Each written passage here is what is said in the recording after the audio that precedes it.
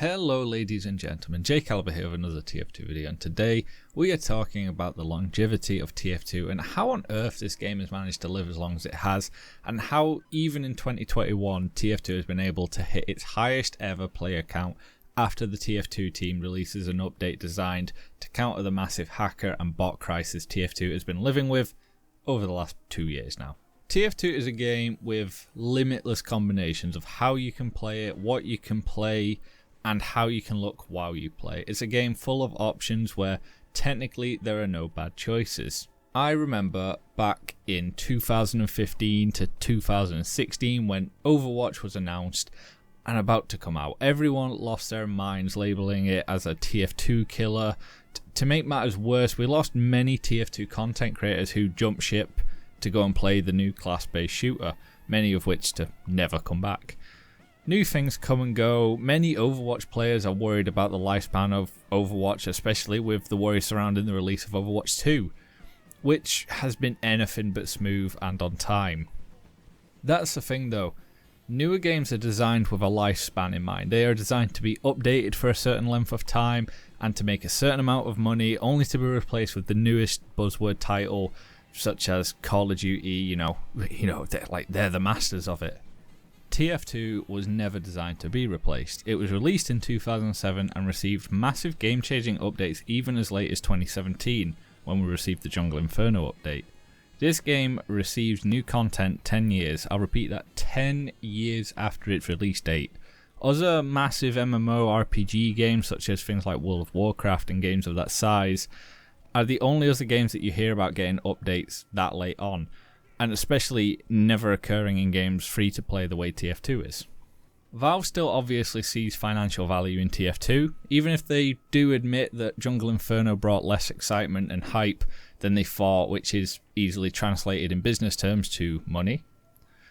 But they took the loss, and even today we have some form of development team, in quotations, working on TF2 to make it playable, facing a hacking pandemic which can only be described as soul-crushing to the team that have worked on this hard game. Imagine you are a developer at Valve Software. Your boss asks you, how are you getting on with that new TF2 update? And you have to tell them that you're not. You're working your ass off fighting off bots, racist bots, hackers, when really want to be making new exciting content. It'd be soul-crushing, but it's what they do, and it's what they've been working on, which personally I find very surprising. You know, there's technically no upfront financial incentive to be doing this. It's, protecting the game so that it can keep it going, which if a company wanted to kill it off, they wouldn't work this hard trying to preserve it. TF2 isn't just you, the player, and Valve, the developer. It's a massive community. I personally love making videos on the new community projects, not because I'm a shill that's getting paid to, because I never have been, because I'm not, that's not me. I just love seeing what the community has to make. I personally am not a fan of things such as the creators.tf project, because I'm a traditionalist at heart, but my god, is it one of the biggest and most advanced community projects we have ever seen. We've got casual.tf, potato.tf, UGC, ETF2L, pineapple.tf, and many, many more.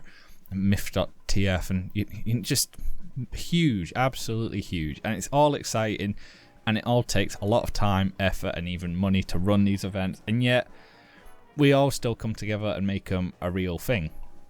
TF2 is a game developed by Valve, released by Valve, but made by its community. And until Valve pulls the plug on the servers, which I wholeheartedly don't believe will ever happen because of how many players we have and how many keys we buy, TF2 will never die because we won't let it. The only thing I ask of you, as some random guy on the internet whose video you clicked on, is to stop spreading this notion that TF2 is dead. 5 years ago, many big TF2 YouTubers left this space making statements about TF2 being dead, yet now, in 2021, we have more players and projects than ever before. Yes, Valve may be one of the least productive game developers to ever exist, but that doesn't kill our game. Please don't think of this as a dead game, but think of it as a blank canvas for the community to shape and to continue shaping, because if I'm being honest with you, we've had amazing Valve updates, but they're nothing compared to how impressive some of the community stuff has been over the last couple of years now, especially these later ones that we're getting. And really, it's what I find more exciting now than the Valve made stuff, even as a traditionalist. I'm very passionate about TF2, even if I need to take breaks from it frequently, which I will always be a fan of TF2, and it's always going to be an important game to me, which is why I took this time to make this video. I just hope you continue to enjoy it too. I've been Jay Caliber, and hopefully you agree with me. If you don't, feel free to comment down below. If you're a rational and sane human being, we can talk about it. If you're a dick, you'll probably just be left alone. Links are in the description below.